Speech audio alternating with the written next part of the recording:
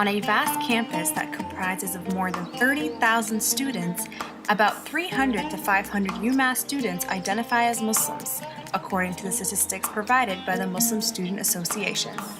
Due to this very small percentage, most individuals don't really know what it's like to be a Muslim student today.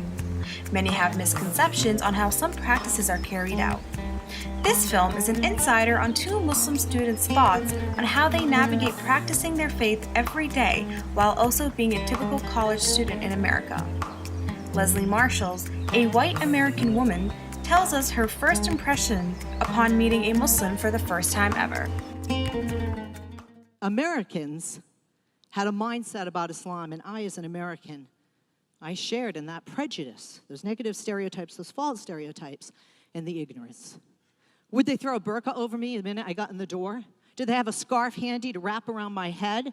Would they have furniture? Did I have to sit on the floor? Was I gonna have to pray 5 times? Would the food be good? Would I like it? Would it be spicy? Would I have to eat it with my hands? How shallow I, Leslie Marshall, was at that time, but that is truly what went through my mind. Quite the contrary. These were not primitive people. This friend's parents are both physicians, highly educated, his father, a general surgeon, his mother, an OBGYN. His family was warm, gracious, and kind. They didn't force me to dress anyway. They sat me on a chair, gave me delicious food, and a fork to eat it with. Growing up, religion has always been a really big part of my family. Although my mother is a convert, my father is the equivalent of what a priest would be in Islam, and his title is an imam. And so growing up with that type of environment in my family, I went to Islamic school. So religion was always a big foundation for who I was as a person. Growing up, my parents enrolled me into something we call madrasa, or Sunday school for Muslim kids. And that's where we would learn about our religion and, you know, the Quran, and learn about the rules that we have, or the way we live by, and the life we are supposed to live according to the Prophet. There are certain things that I have to do that other people don't normally think of when it comes to being a Muslim. One, the most important, I think, is the public image that I carry around.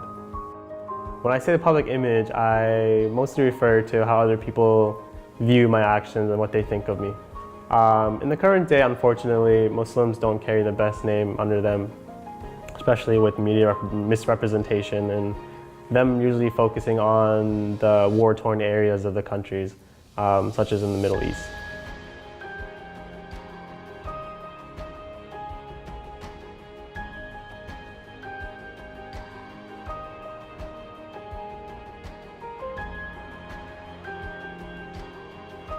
It's a hidden job that a lot of Muslims have to face, is that carrying a burden of showing the more positive sides of Islam, the sides that the media doesn't cover, and being an ambassador of Islam. Another really important thing I wish more people talked about or knew is the unease that comes with wearing a scarf in America or on a college campus. Mostly due to the media and how we're portrayed. Sometimes I find myself walking out of the library late at night and having to put a hoodie on, just because of that fear that you don't really know how people think, you don't know how people are going to view you. And not only is being a woman vulnerable, but being a representation of a religion that is wildly misinterpreted in the media and misrepresented. It's not an easy task to bear. Every single day, from the moment I wake up until the moment I go to sleep, I have to include 5 prayers. And those 5 prayers are a must, and they cannot be skipped. So that's the kind of lifestyle I grew up with. And going into college, that doesn't mean I dropped my life, right? So I've had to find out a way in which I can incorporate my daily prayers into the way I study, or into the way I go to classes. That looks like, for example, waking up early to pray the morning prayer, and then going back to sleep, and then waking up again for my morning class. I have a class that I know is going to go into this prayer, and what do? Do I sit and do I attend this class and ignore this other thing that I know that I should be getting up to do. You know, you come at a crossroads, kind of. So what it would look like is I would have to pray the midday prayer, and I had just left class and there's 20 minutes left. And I'm rushing to find the closest bathroom to clean myself off and prepare myself for the prayer. And once I've done that, I put my socks on and I put my shoes on, and I look for a quiet and secluded area to pray. And the reason why it's secluded is because, you know, nobody can step in front of you when you pray.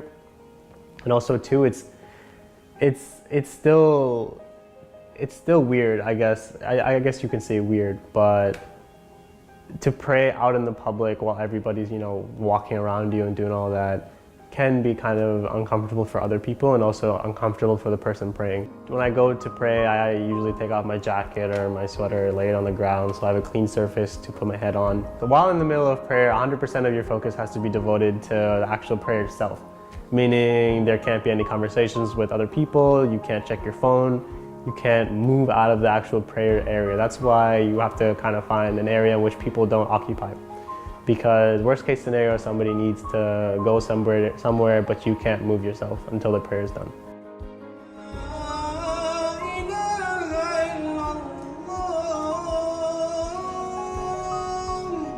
So once I remember being at Starbucks studying with my friends and realizing that I had 5 minutes left to fulfill one of the prayers that I had to pray before the other one came in.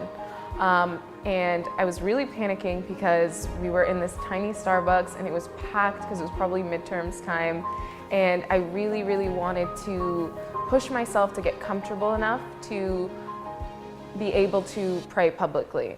So it's like one thing to represent the religion every day by wearing the scarf, but actually performing the prayer is a lot scarier than you would think. If anybody has seen a Muslim pray, there's actually a lot of movements that go with it, and like you go up, you go down, and I was very much panicking because I don't know where I was going to do that, but my friend pointed out a small corner that was next to this girl that was studying, and so I was like, okay, so the second I started going up and down, I could just feel this girl looking at me and being like, what on earth is happening? Is she having a seizure? Like, what is occurring in this corner? And it was so hard to try and concentrate on what I was doing, but you know, I pushed through.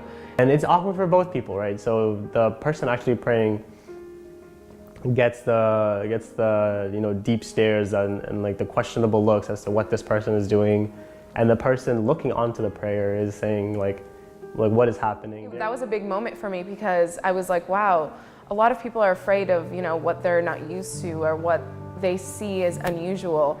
And what I would love to eventually see happen is for people to be comfortable with what you're not used to seeing, or be comfortable with differences that will occur, because everybody has differences in the way they practice. And this was probably this girl's first exposure to a Muslim actually praying. And so I can understand being a little confused.